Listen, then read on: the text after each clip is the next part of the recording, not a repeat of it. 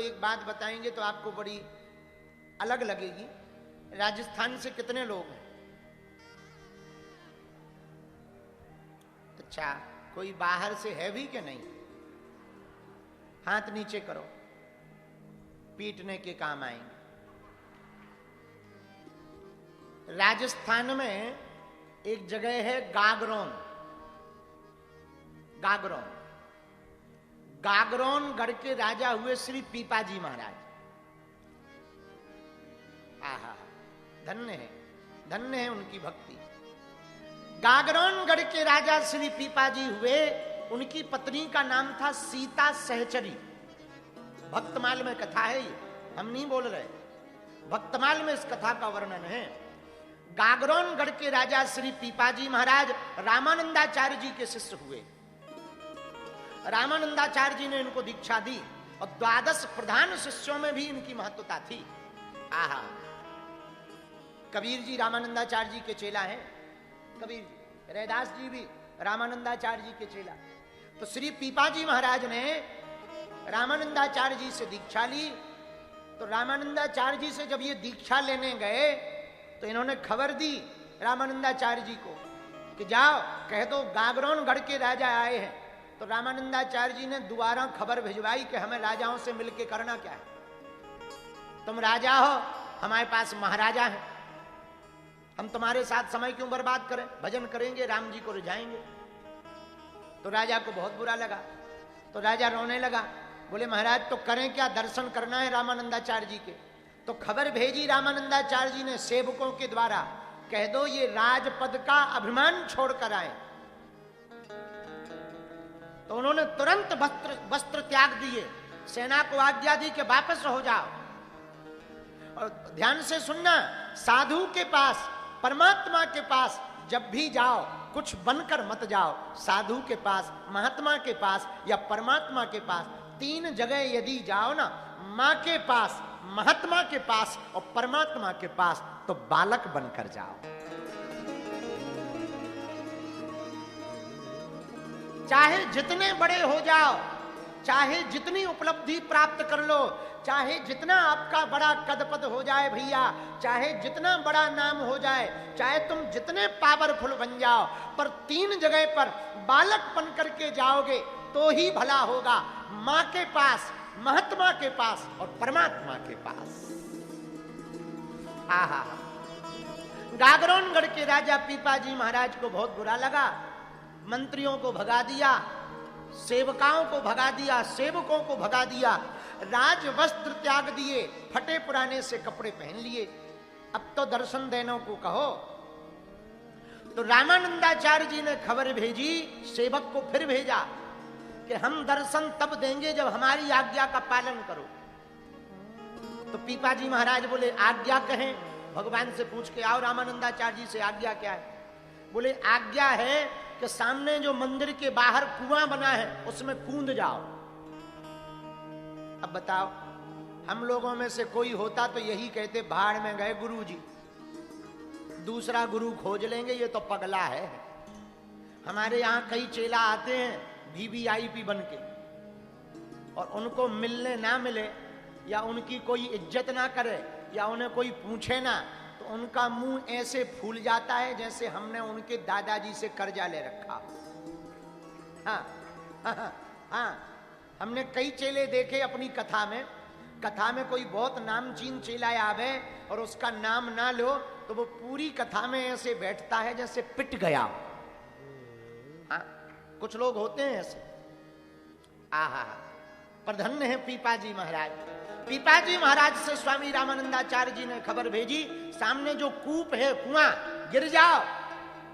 बिना विचार किए हुए श्री पीपाजी महाराज भागे भागे गए, और जैसे ही छलांग लगाने वाले थे, रामानंदाचार्य जी दरवाजे पर आ गए। रुको राजा, बस परीक्षा पूरी हो गई, इधर आओ।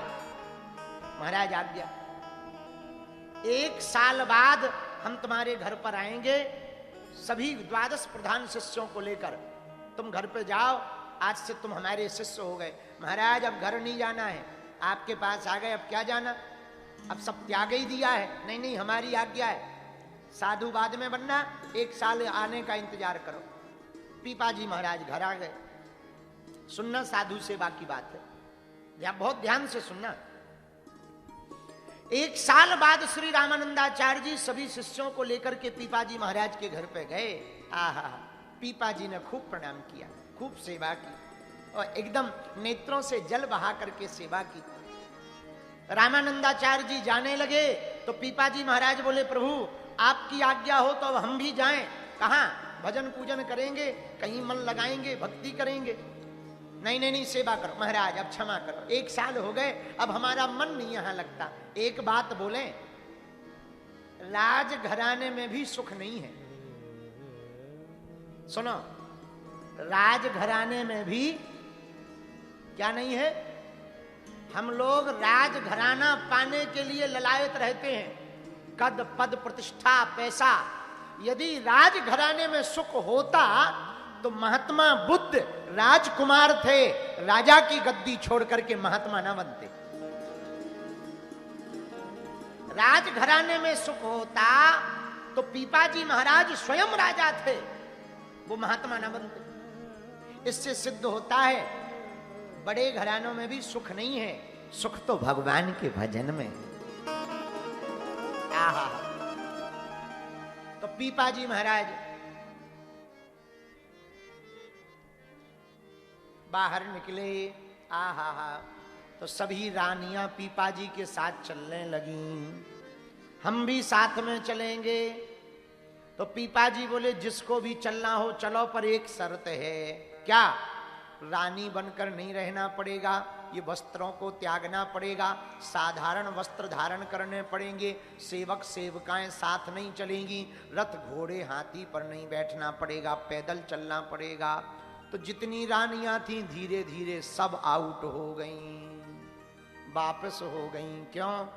सुरे नर मुनि सबकी यह रीति,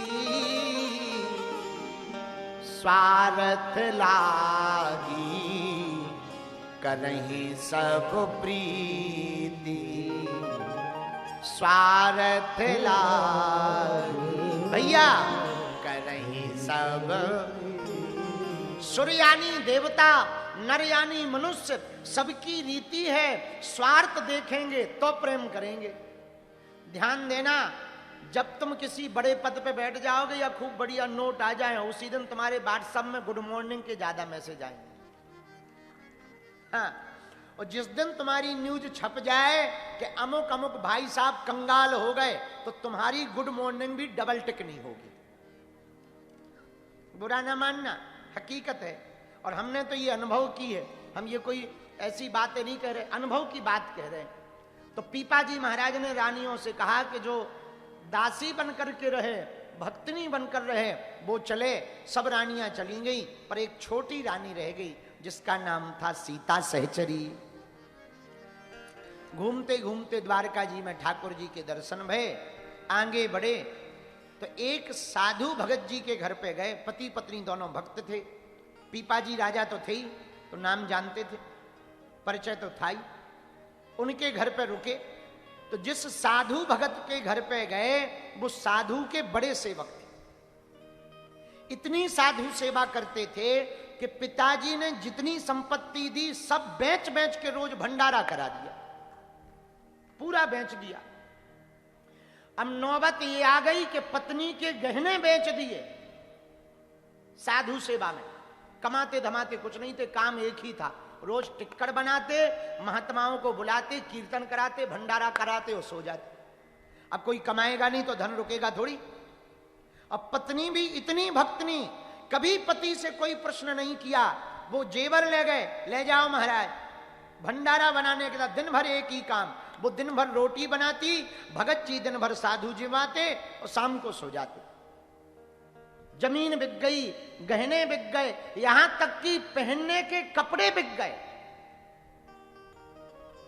बचा कुछ नहीं। अब आ गए पीपाजी महाराज। अब ये बड़े चिंता में हो गए, घर में अन्न का दाना नहीं। पत्नी से उस व्यक्ति ने कहा, देवी पीपाजी महाराज आ गए हैं, घर में अन्न का दाना नहीं है, अब ये संतों को भोजन क्या कराएंगे। पत्नी बोली, महाराज सब कुछ तो बिक गया, उधार ही ले आओ। तो उस भगत जी ने कहा सेठ जी से पहले ही उधारी खूब हो गई है, अब वो हमारी शकल देख के दुकान बंद कर देता है, अब क्या उपाय? पत्नी बोली एक उपाय है। क्या? हमारे पास कपड़ा तो बचे नहीं है, कपड़ा भी आप ले गए, एक तन पे कपड़ा है, एक ये कपड़ा ले जाओ और हमारे बाल काट लो और बालों को बेच दो, जो कुछ मिले सो सेवा करना। आहा, पत्नी की बात सुनकर के उसकी आंखों में आंसू आ गए, हाथ जोड़कर बोला धन्य है तुम, धन्य धन्य। तो पत्नी से कहा कि यदि तुम्हारे वस्त्र को भी बेच देंगे, बाल को भी काट देंगे, तो तुम बाहर कैसे निकलेगी? अब पत्नी की बात सुनना, साधु सेवा के प्रति समर्पण देखना। पत्नी कहती महाराज आप चिंता ना करो, हम कभी बाहर ही नहीं निकलेंगे, रात को नहा धो करके कोने में बैठे रहेंगे अंधेरे में। आहा, बिल्कुल सत्य घटना बता रहे भक्तमाल जी में पढ़ना आप, राजस्थान की घटना है। आहा, भगत जी ने कैंची तो थी नहीं, पुराना जमाना, तो पहले क्या होते थे, लकड़ी के या पत्थर के धारदार हथियार चलते जिनसे कटिंग होती थी। वो भागा भागा गया, गांव के नाई से एक लोहा का धारदार हथियार ले आया जिससे दाढ़ी छोली जाती है, शेविंग की जाती है। उस हथियार को ला करके अंधेरे में पत्नी के पूरे बाल पकड़े और पूरे बालों को छील लिया। अंधेरा था, दिखाई तो पड़ता नहीं था, तो कभी यहां पर चोट लग गई, कभी यहां पर नोक लग गई, रक्त बहने लगा, खून बहने लगा, पर पत्नी के मुंह से कोई आवाज नहीं निकली। दोनों हाथ बांधकर राम राम राम राम राम राम कहते हुए उसने बालों का मुंडन करा दिया। ये भागा भागा गया, दुकान पर सेठ जी से बोला महाराज हमारे पास कुछ है नहीं, कर्जा हमें आपका बहुत चुकाना, हमारे पास ये एक जोड़ी कपड़ा है, ये कुछ बाल हैं, बड़े बड़े बाल हैं, खिलौना बनाने के काम आ जाएंगे, हमारे छोटे छोटे बाल हैं, वरना हम अपने दे देते। घर पे आज कुछ अतिथि आ गए, आज हमारी लाज बचा लो, आज के बाद हम घर छोड़ के चले जाएंगे तो फिर कोई अतिथि नहीं आएगा, काम चलेगा, पर आज साधु भूखा चला जाएगा तो बड़ा अपराध लगेगा, लोग हम पे कोसेंगे, अब वो भूखे रहेंगे, हमें पाप पड़ेगा, आप कृपा करो थोड़े से चावल दे दो। सेठ साहूकार को दया आ गई, उसने वो कपड़ा और वो बाल खिलौना के लिए रख लिए और ले गए, चावलों को दे दिया। अब भगत जी घर आए तो पीपा जी महाराज को चावल बनवा करके प्रसाद बनाकर अंदर से लेकर आए। तो पीपा जी ने कहा भगत जी तुम्हारी पत्नी दिन में दिख रही थी, अब शाम से दिख नहीं रही। महाराज वो थक गई है, बीमार पड़ गई है, अंदर है, आप प्रसाद पाओ। नहीं नहीं भगत जी, उनको बुलाओ, उनके साथ ही पाएंगे, हम चारों मिलकर पाएंगे। अरे महाराज उनको उन्हें नहीं आ पाना है, आप समय बर्बाद ना करो, आप पा लो। क्यों नहीं आना है? पीपा जी ने अपनी पत्नी सीता सहचरी जी को कहा जाओ, जाकर के भगत जी की पत्नी को लेकर आओ। और जब भगत जी की पत्नी को लेने के लिए गई, खूब रोका भगत जी ने, अंदर गई तो बिचारी कोने में सहमी हुई बैठी थी। हाथ पकड़ा, क्या बात है, तुम यहाँ कोने में बिना कपड़ों के क्यों बैठी, और ये तुम्हारे बालों को क्या हुआ, तुम्हारे बाल कहाँ गए, ये खून क्यों बह रहा है? अब वो कपड़े को, एक फटा हुआ कपड़ा था, फटा हुआ कपड़ा सिर पर लगाए बैठी थी, ये रक्त क्यों बह रहा है? पूरी बात जब बताई कि आज भोजन नहीं था तो हमने अपने केस काट करके बाल काट कर दिए हैं। पीपा जी महाराज की पत्नी की आंखों से झरझर आंसू बहने लगे। धन्य है साधु सेवा, धन्य है साधु सेवा, धन्य है साधु सेवा। और आप सबको सुनकर प्रसन्नता होगी, ऐसे भगत जी के घर स्वयं ठाकुर जी साधु बनकर के भोजन करने के लिए आए।